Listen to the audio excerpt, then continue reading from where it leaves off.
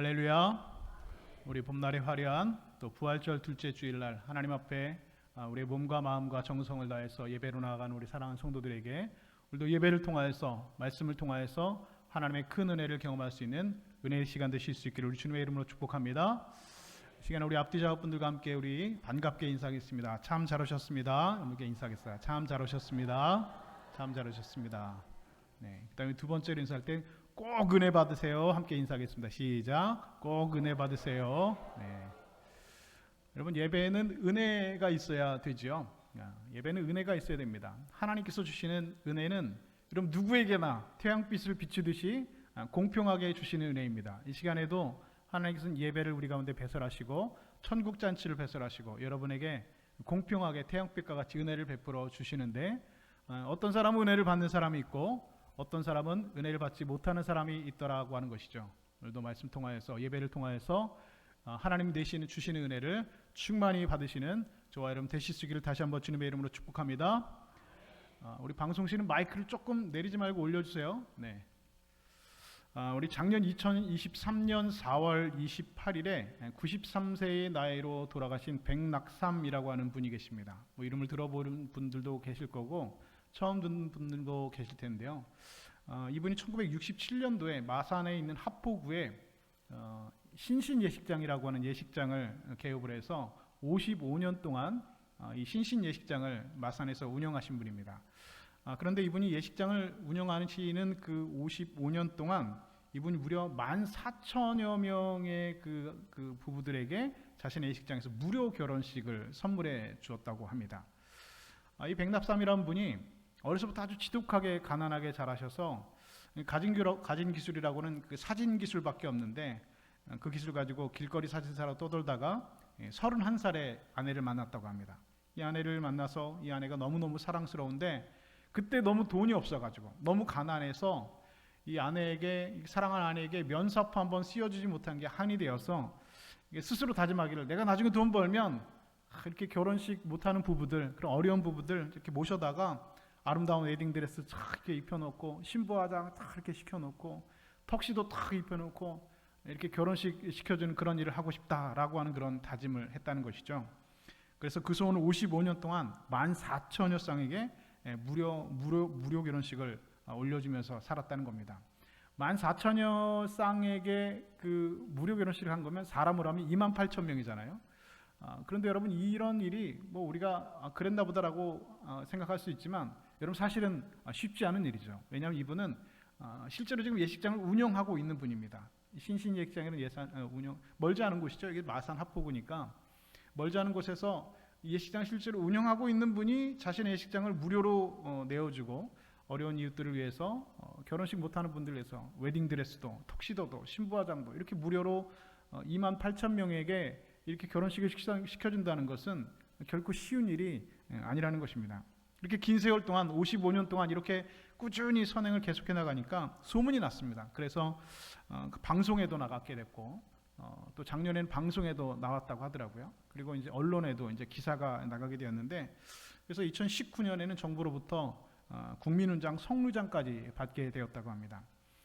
그리고 이분이 남긴 말 중에 아주 유명한 말이 있는데요. 그분은 이렇게 말씀하셨다고 합니다.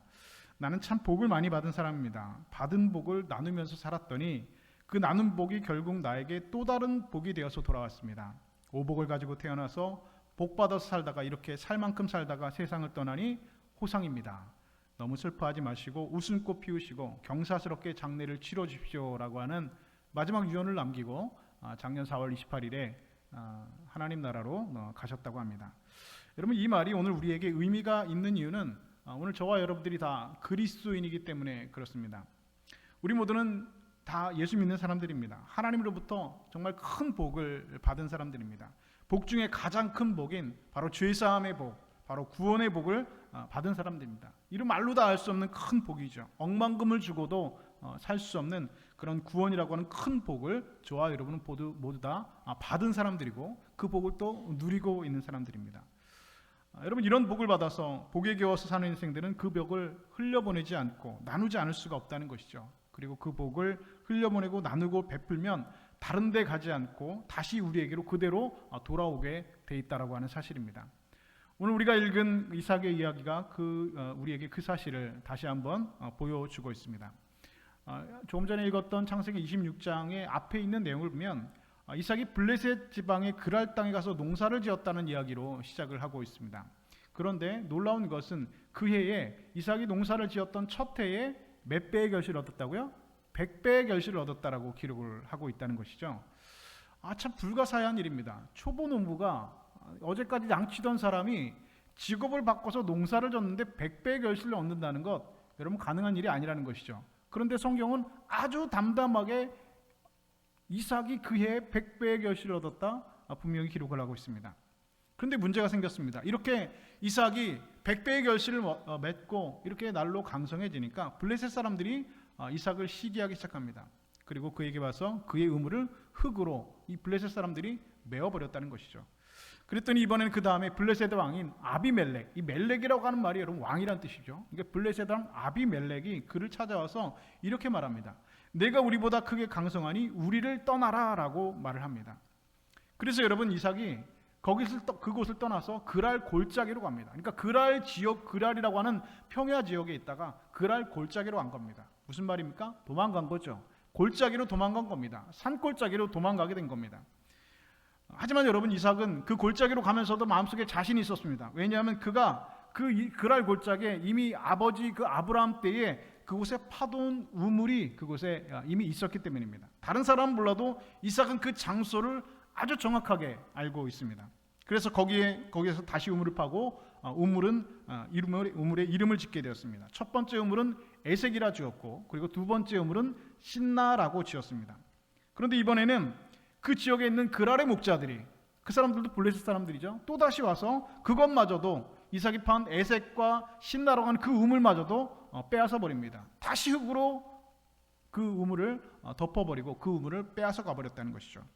이삭은 그래서 그 우물을 그들에게 내어주고 다시 세 번째 우물을 파게 됩니다. 그리고 그 우물의 이름을 르호봇, 이제는 여호와께서 우리를 넓게 하시리라 라고 하는 이름으로 그 우물의 이름을 르호봇이라고 세 번째 우물의 이름을 지었습니다.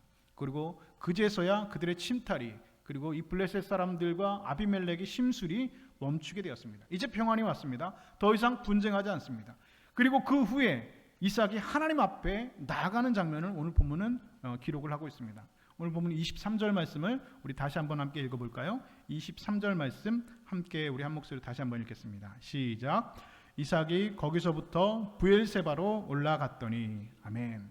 자, 그러니까 세 번째 우물이 터졌던 그 르호봇이라고 하는 그 우물, 그곳에서 그랄 골짜기에서 이삭이 거기에서부터 어디로 갔다고요? 브엘세바로 올라갔다라고 기록을 하고 있습니다. 이삭이 브엘세바로 올라간 이유가 무엇일까요?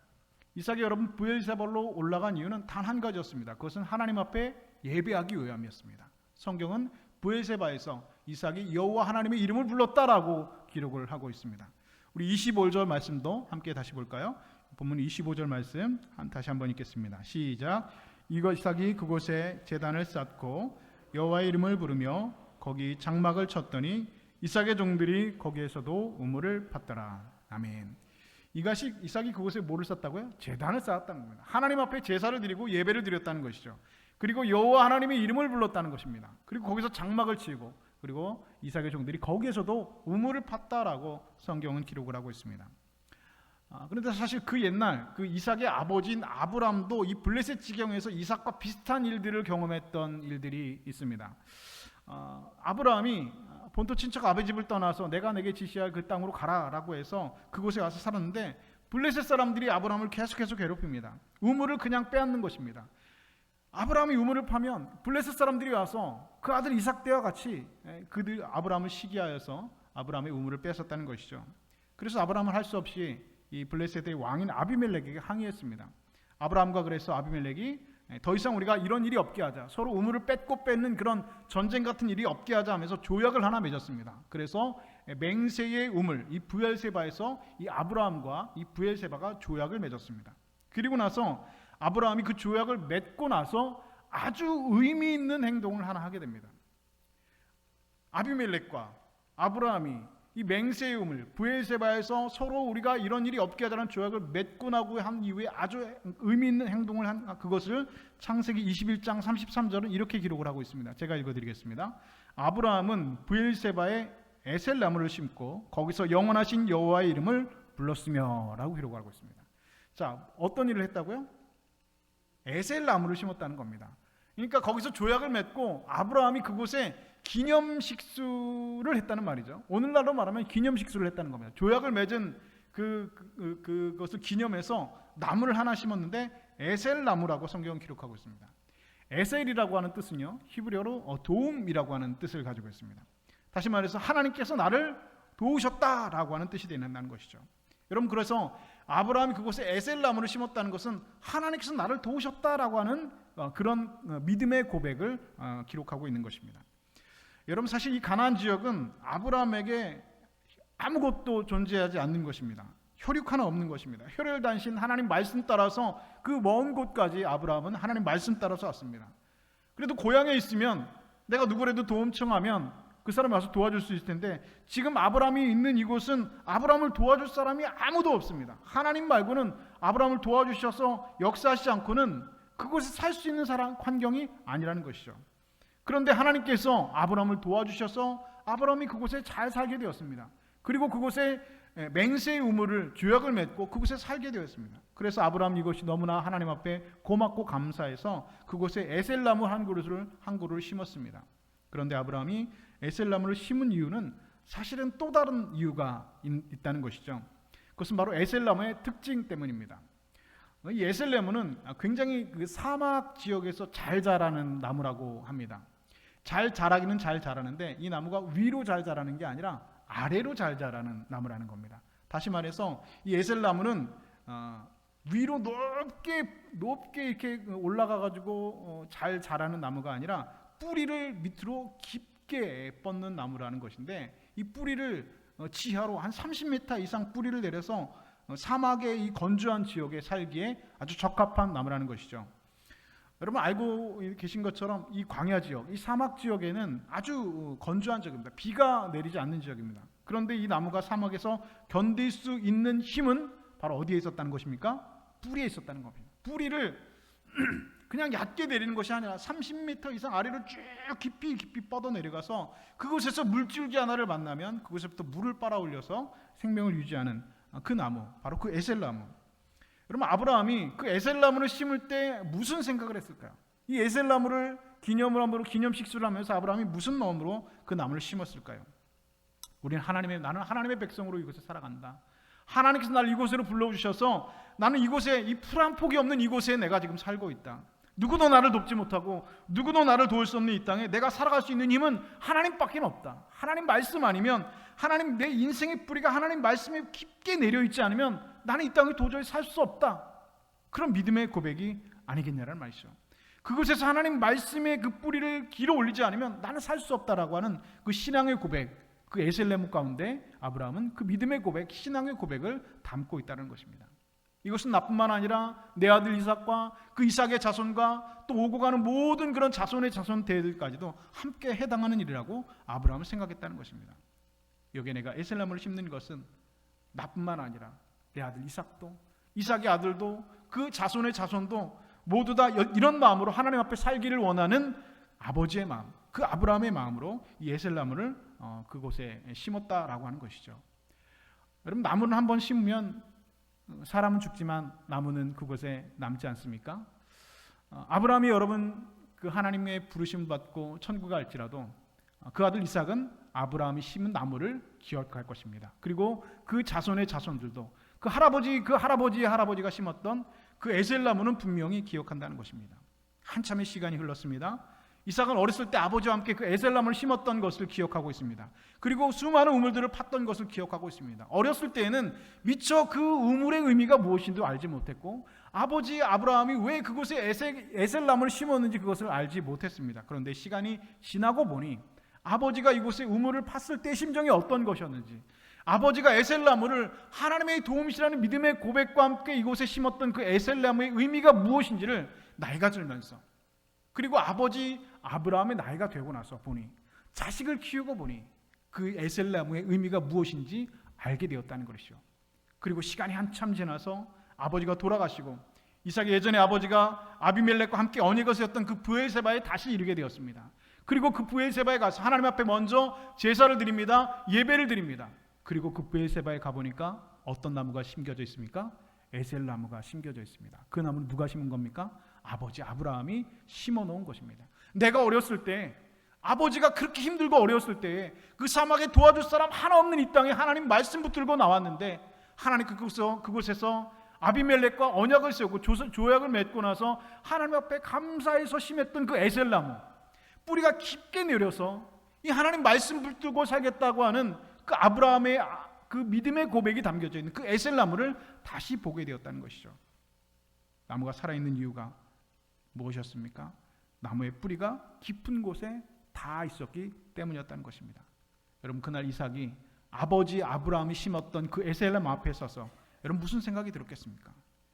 브엘세바의 그 우물들 앞에 아버지가 심은 에셀나무 앞에서 아버지의 생각을 하면서 여러분 눈물을 흘리면서 여러분 감격하지 않았겠습니까? 아, 이렇게 아버지가 나에게 감격을 주시는구나. 이렇게 아버지께서 나에게 교훈을 주시는구나. 그리고 이삭은 그곳에서 하나님의 이름을 부르면서 하나님 앞에 제단을 쌓고 여호와의 이름을 불렀다. 성경은 기록하고 있습니다. 그리고 이삭은 그곳에서 이렇게 여러분 다짐하지 않았겠습니까? 하나님, 나도 우리 아버지 아브라함처럼 믿음의 뿌리를 깊게 내리고 누구도 도와줄 수 없는 이 땅에서 내가 하나님 말씀 붙들고 믿음의 뿌리를 깊게 내리고 살겠습니다. 하나님 말씀의 그 생명수가 아니면 내가 살 수 없다는 믿음의 고백을 가지고 나도 역시 이곳에 그 나무를 심으면서 믿음의 뿌리를 깊게 내리고 살겠습니다라고 여러분 이삭이 여러분 고백하지 않았겠습니까? 그리고 여러분 더 놀라운 사실이 무엇인지 아십니까? 그 아브라함과 이삭의 시대는 여러분 성전 시대가 아닙니다. 성막 시대도 아닙니다. 성막도 없고 성전도 없는 시대입니다. 그래서 그 시절에 부모에게서 자녀에게로 내려가는 그 믿음의 전생은 여러분 유일한 방법은 하나님 앞에 예배드리는 것밖에 없습니다. 하나님 앞에 제사하고 단을 쌓고 예배드리는 그런 행동 말고는 여러분 부모의 그 신앙들이, 부모의 믿음들이 자녀에게서 전승되고 내려갈 수 있는 방법은 존재하지 않는 것입니다. 여러분, 그래서 부모의 예배는, 부모가 예배드린다는 것은 그 자녀가 기억되고 그 자녀의 예배는 그 자손에게로 흘러가고 내려가는 그것이 그 믿음의 전승을 일깨워주고, 여러분 그 믿음의 전승들이 오늘 이스라엘의 예배로, 그리고 오늘 여러분 아브라함과 이삭과 야곱의 자손들의 예배로 여러분 기록되어져 있다는 것입니다. 이렇게 이스라엘 백성들에게는 이런 예배의 DNA가 계속해서 오늘날까지도 흘러가고 있습니다.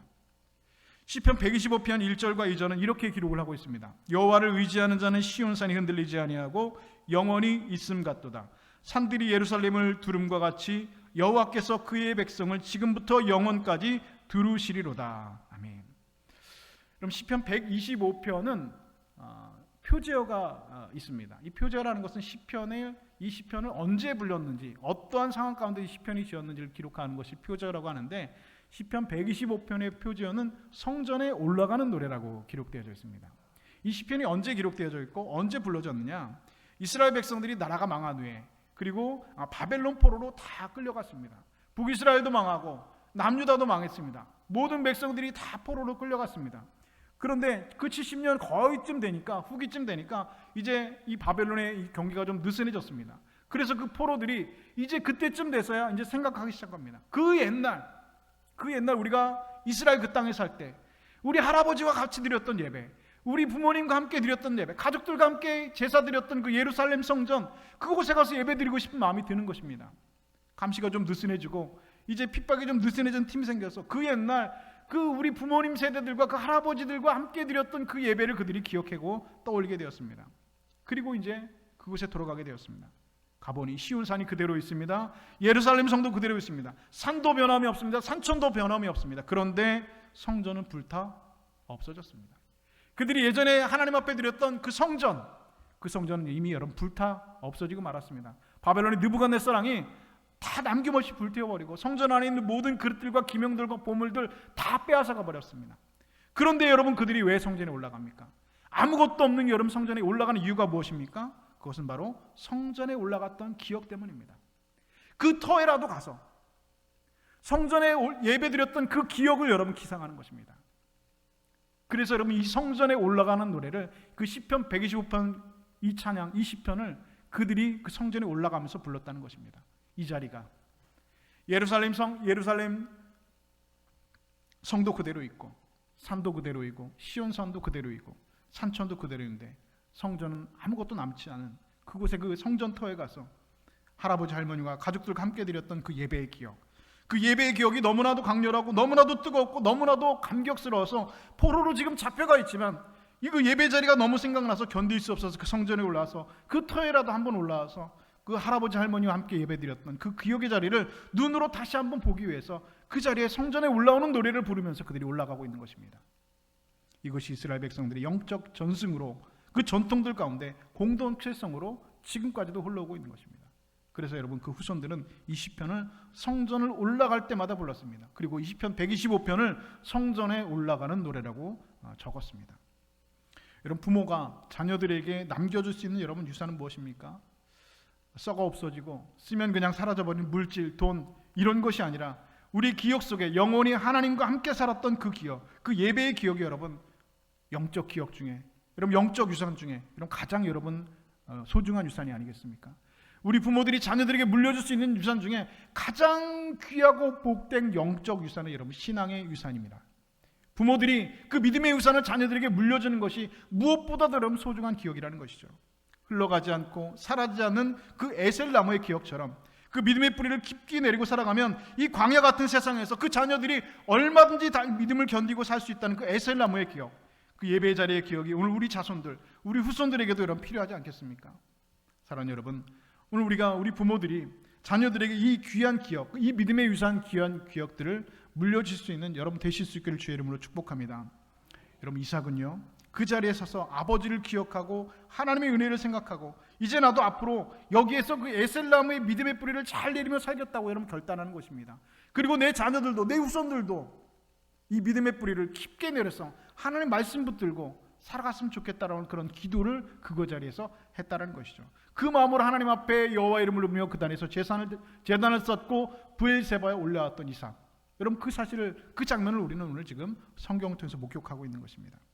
이렇게 브엘세바에서 하나님과 영적 교제를 나누고 있는 그때에 일단의 무리들이 찾아오면서 이야기의 흐름은 바뀌어지게 됩니다. 오늘 본문 26절 말씀 우리 다시 한번 함께 읽겠습니다. 26절 말씀 함께 읽습니다. 시작. 아비멜렉이 그 친구 아우삿과 군대 장관 비골과 더불어 그랄에서부터 이삭에게로 온지라. 아멘. 익숙한 지명과 사람이 나오죠. 아비멜렉이라고 하는 사람이 또 나오고요. 그리고 그랄이라고 하는 지명이 또 나오고 있습니다. 이 아비멜렉은 그랄 왕 아비멜렉을 말하는 것이죠. 그리고 이 그랄 땅은 이미 그 아버지 아브라함 때부터 그리고 이삭 때부터 살고 있었던 땅이고 우물을 팠던 그 땅입니다. 그런데 그 땅에서부터 이 그랄 왕 아비멜렉이 친구들과 군대 장관 비골과 함께 그곳에 찾아왔다는 것입니다. 이삭을 찾아왔다는 것이죠. 찾아온 이유가 무엇입니까? 여러분, 사실 엄청난 악연 아닙니까? 아주 굉장한 악연입니다. 아비멜렉이라고 하는 사람은 그 블레셋 왕은 불과 얼마 전에 이삭에게서 너가 강성한 이것을 떠나라 했던 사람입니다. 뿐만 아니죠. 여러분, 블레셋 사람들 어떤 사람들이었습니까? 이삭에게 와서 이삭의 우물을 흙으로 덮어버린 사람들입니다. 그것도 한 번이 아니라 두 번, 세 번이 아니라 세 번이나 찾아와가지고 이삭의 우물을 덮어버린 사람들입니다. 그것 때문에 이삭이 그랄 골짜기로 도망갔었고 그것 때문에 이삭도 세 번이나 했습니다. 이들이 찾아온 이유가 무엇입니까? 또 빼앗기 위해서입니까? 아닙니다. 그렇지 않습니다. 그들이 찾아온 이유를 28절에 이렇게 기록하고 있습니다. 28절 말씀 우리 한 목소리 함께 다시 한번 읽겠습니다. 시작. 그들이 이르되 여호와께서 너와 함께 계심을 우리가 분명히 보았으므로 우리의 사이 곧 우리와 너 사이에 맹세하여 너와 계약을 맺으리라 말하였노라. 아멘. 자, 이 아비멜렉이 이삭을 찾아온 이유가 뭐라고요? 계약을 맺기 위함입니다. 계약 맺자는 겁니다. 언약 맺자는 겁니다. 너무 뻔뻔하지 않습니까? 저는 이거 보면서 너무 뻔뻔하다 이런 생각을 했습니다. 여러분, 계약이 지금 됩니까? 계약이 여러분 가능하지 않습니다. 제가 만약에 이삭 같았으면 이 자리에서 계약 맺읍시다 할 때 여러분 저는 받아들일 수 없습니다. 어떻게 여러분 지금 계약이 이루어집니까? 둘 사이에서 여러분 아비멜렉과 이삭 사이의 계약이 존재할 수가 없습니다. 저 같았으면 여러분, 우리 같았으면 어떻게 했습니까? 여기 한번 앉아보시죠. 종이 한번 갖고 와봅시다. 당신들이 우리한테 했던 나쁜 짓들 여기 한번 다 적어봅시다. 다 적어봅시다. 지금 어디서 이런 말 할 수 있습니까? 어떻게 뻔뻔하게 이런 말을 할 수 있습니까? 너무 뻔뻔하지 않습니까? 라고 여러분 대묻지 않겠습니까? 그렇게 따져들지 않겠습니까? 염치가 있다면, 당신이 낯이 있다면 어떻게 여기까지 찾아옵니까? 이렇게 말을 해요. 여러분, 정상인 상황입니다. 그런데 블레셋 왕 아비멜렉이 그냥 계약을 맺자는 겁니다. 우리가 함께 여기서 같이 살자는 겁니다. 너무 뻔뻔합니다. 염치가 없습니다. 부끄러움이 없는 것이죠. 그런데 여러분, 아비멜렉이 한 걸음 더 나가서 더 기가 막힌 말도 안 되는 이야기를 하고 있습니다. 우리 29절 말씀 볼까요? 29절 말씀 함께 했습니다. 시작. 너는 우리를 해하지 말라. 이는 우리가 너를 범죄하지 아니하고 선한 일만 내게 행하여 내게 평안히 가게 하였음이라. 이제 너는 여호와께 복을 받은 자니라. 아멘. 저는요, 성경 읽으면서 성경에 나오는 말 중에 가장 기가 막힌 말이 이 말이라고 생각해요. 무슨 말입니까? 내게 선한 일만 행하여 평안히 가게 했답니다. 이게 여러분 말입니까? 이거 진짜 말도 안 되는 얘기죠. 이런 새빨간 거짓말이 어디 있습니까? 뻔뻔해도 여러분, 이렇게 거짓말을 하면 여러분, 그 사람이 정신 상태가 문제가 있는 거죠. 이런 거짓말은 말도 안 되는 말입니다.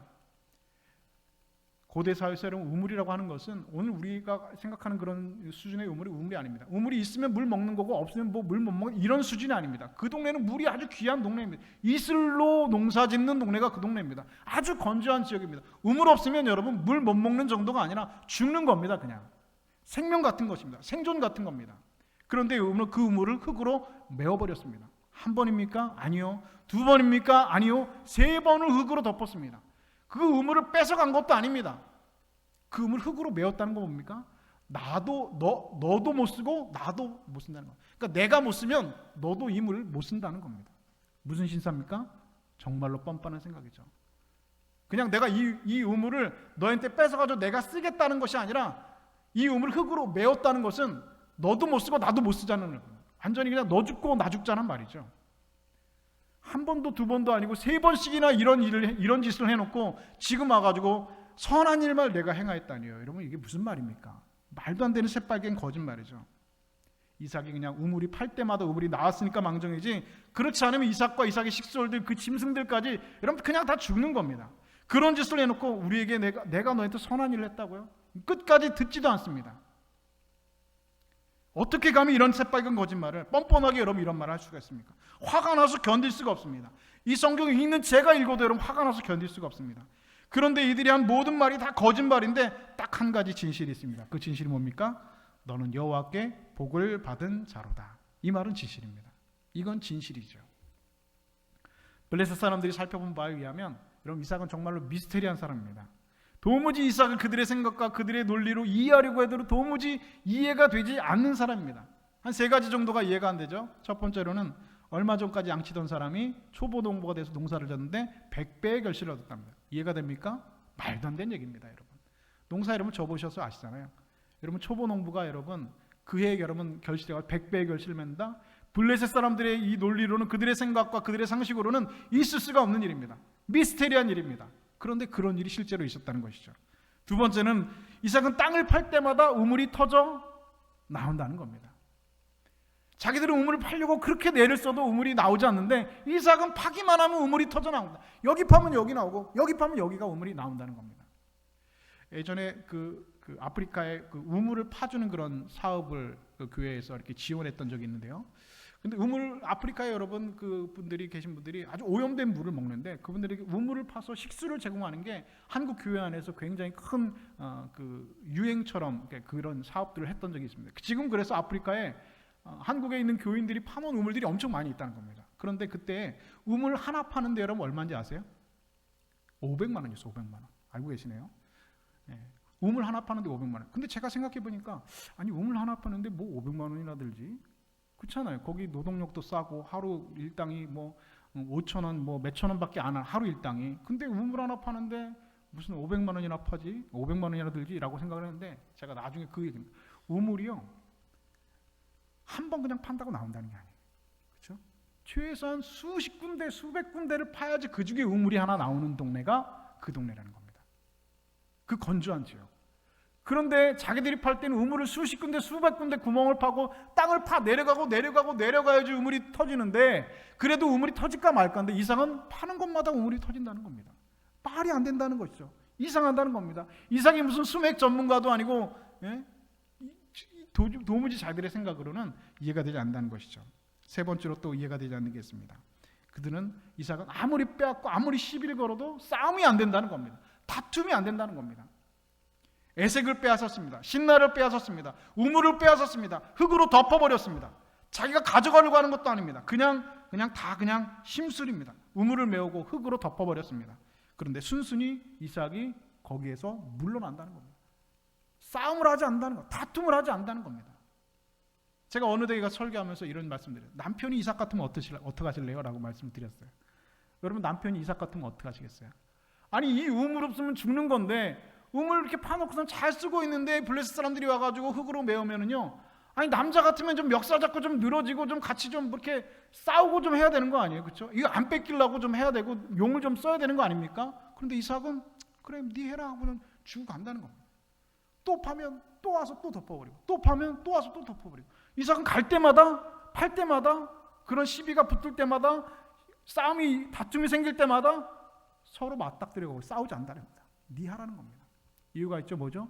내가 가서 파면 또 우물이 터지거든요. 나는 파면 우물이 나오거든요. 그리고 이삭은 여러분 무엇보다도 하나님을 믿는 사람이었습니다. 그는 하나님의 평강을 누리고 있는 사람이었습니다. 이 블레셋 사람도 도무지 이삭이 이해가 안 되는 겁니다. 이건 뭐냐, 이건 뭐냐. 모여서 얘기했겠죠. 어떻게 하면 이럴 수 있냐. 농사면 농사, 우물이면 우물, 싸움도 되지 않고 다툼도 되지 않고 어떻게 우리가 이 이삭이라는 사람을 이해할 수 있느냐. 그래서 그들이 내려온 결론이 무엇입니까? 이삭이라는 사람은 하나님이라고 하는 신이 함께하는 사람이구나. 하나님께서 복주는 사람이구나. 이삭이 믿는 신이 하나님이 여호와는 신이 있는데 그 신이 이삭에게 복을 주셔서 이렇게 된 거다. 그래서 그들이 결론이 뭐입니까? 너는 여호와께 복을 받은 자로다. 할렐루야. 여러분, 블레셋 사람들, 이런 블레셋 사람 같은 사람들 여러분 우리 주변에 여러분 없습니까? 여러분 주변에 여러분 이런 블레셋 같은 사람들 없습니까?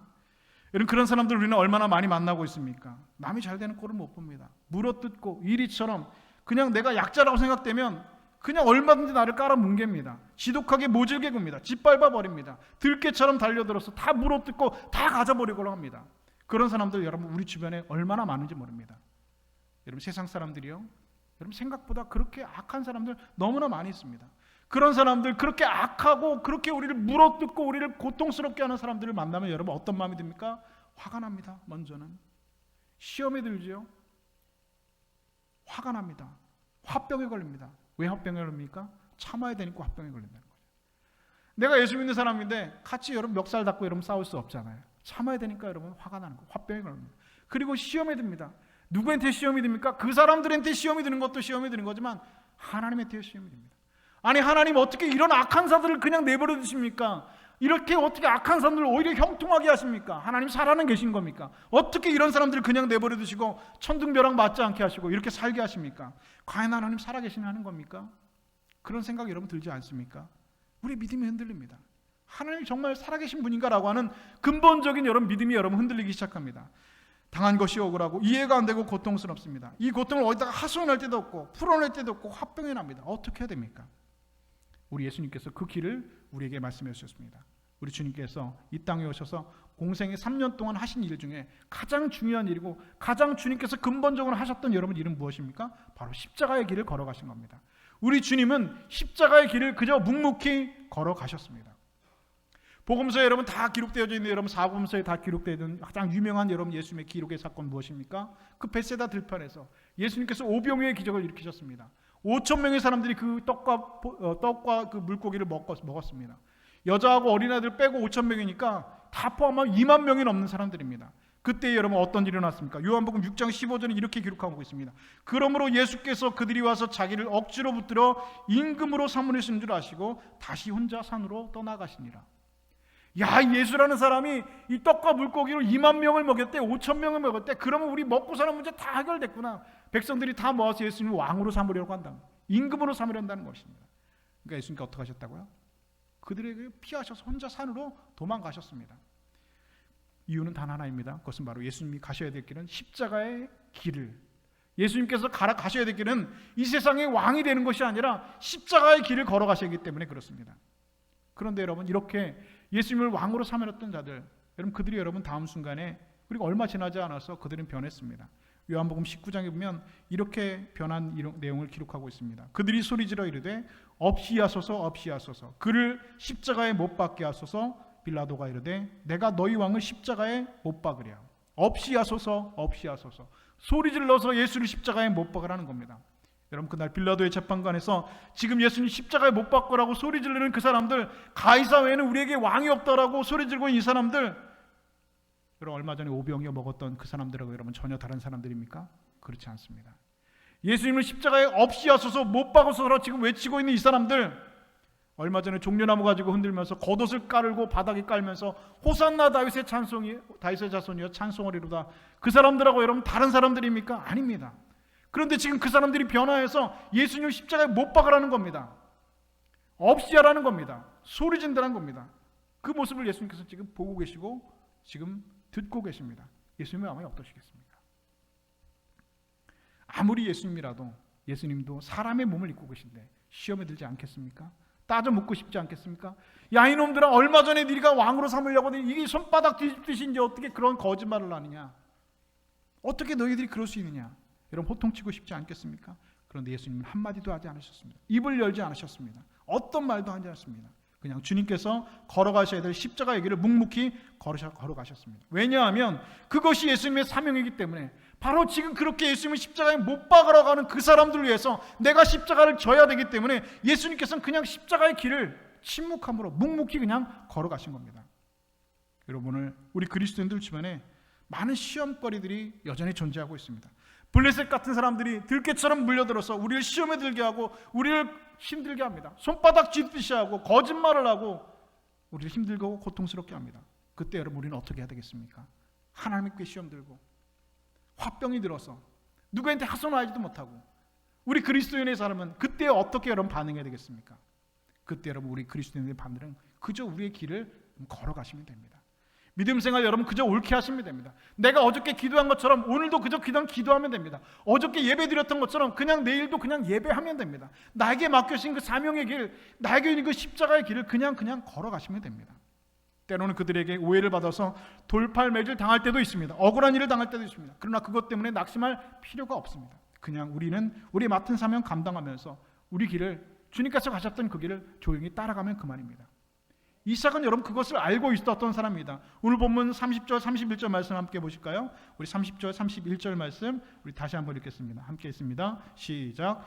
이삭이 그들을 위하여 잔치를 베풀매 그들이 먹고 마시고 아침에 일찍 일어나 서로 맹세한 후에 이삭이 그들을 보내매 그들이 평안히 갔더라. 아멘. 어떻게 했다고요? 잔치를 베풀었답니다. 그 사람들에게 따져 묻지 않았습니다. 어떻게 니들이 손바닥 뒤집듯이 손바닥 거짓말을 하느냐? 어떻게 니들이 그렇게 말도 안 되는 거짓말을 하느냐? 한마디도 않고 그냥 음식을 대접하고 잔치를 배설했다는 겁니다. 평안히 보내주었습니다.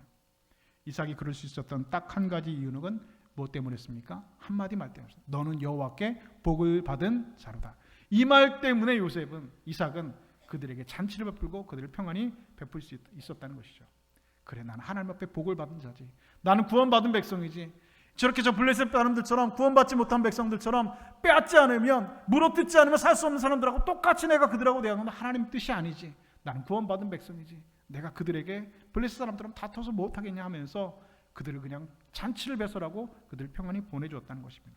여러분, 이것이 오늘 이삭의 믿음의 수준입니다. 그렇게 이삭이 그 원수들과 같은 블레셋 사람들, 그 아비멜렉에게 잔치를 배설하고 평안히 돌려보내고 맹세의 언약을 해주었더니 생각지도 않았던 그 은혜가 반전처럼 그들에게 부어집니다. 오늘 본문 마지막 우리 32절 말씀 우리 다시 한번 함께 읽겠습니다. 함께 읽습니다. 시작. 그날에 이삭의 종들이 자기들이 판 우물에 대하여 이삭에게 와서 알리어 이르되 우리가 물을 얻었나이다 하매. 아멘. 여러분, 이 말씀에서 가장 은혜되는 말씀이 어디예요? 저는 이 말씀 보면서 소름이 돋았어요. 그날입니다. 그날에 바로 그날에 이삭이 그 블레셋과 아비멜렉 사람들에게 은혜를 베푼 바로 그날에, 다음 날도 아니고 바로 그날에 원수 갚지 않고 오히려 큰 은혜를 베풀어준 그날에 다시 우물이 터졌다는 것입니다. 할렐루야. 사랑하는 여러분, 하나님은 우리에게 이렇게 은혜를 부어주심을 믿으실 수 있는 주의 백성 되실 수 있기를 주의 이름으로 축복합니다. 베풀면 다른 데로 가지 않고 다시 우리에게로 그대로 돌아오는 것이 하나님의 은혜임을 믿으실 수 있기를 바랍니다. 우리는 하나님의 소유한 백성입니다. 구원의 은총을 받은 사람들입니다. 블레셋 백성들처럼 세상 사람들처럼 빼앗고 사는 사람들이 아닙니다.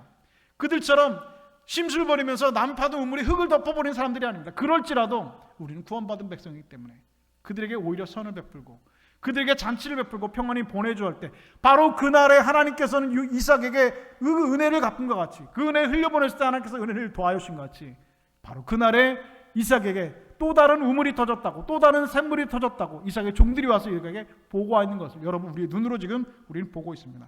이것이 하나님의 역사이심을 믿으실 수 있기를 주의 이름으로 축복합니다. 여러분, 우리 주변에 블레셋과 같은 백성들 때문에 여러분 시험 들지 마시고 여러분 힘겨워하지 마십시오. 넓은 마음으로 그들을 끌어안고 우리의 길을 묵묵히 걸어가고 나누고 베풀고 살아가면 하나님 우리가 상상하지 못했던 방식으로 오늘 저와 여러분의 인생에 생수가 터지게 할 줄로 믿습니다. 샘물이 샘솟게 하신 하나님의 은혜가 오늘 저의 인생 가운데 충만하게 임하실 수 있기를 주의 이름으로 축복합니다. 오늘 우리 그 믿음으로 부활하신 주님과 함께 우리에게 이김을 주는 그 하나님과 함께 세상에게 지지 마시고 선으로 악을 이기시고 승리하시는 하나님의 백성들 다 되실 수 있기를 우리 주님의 이름으로 간절히 축원드립니다.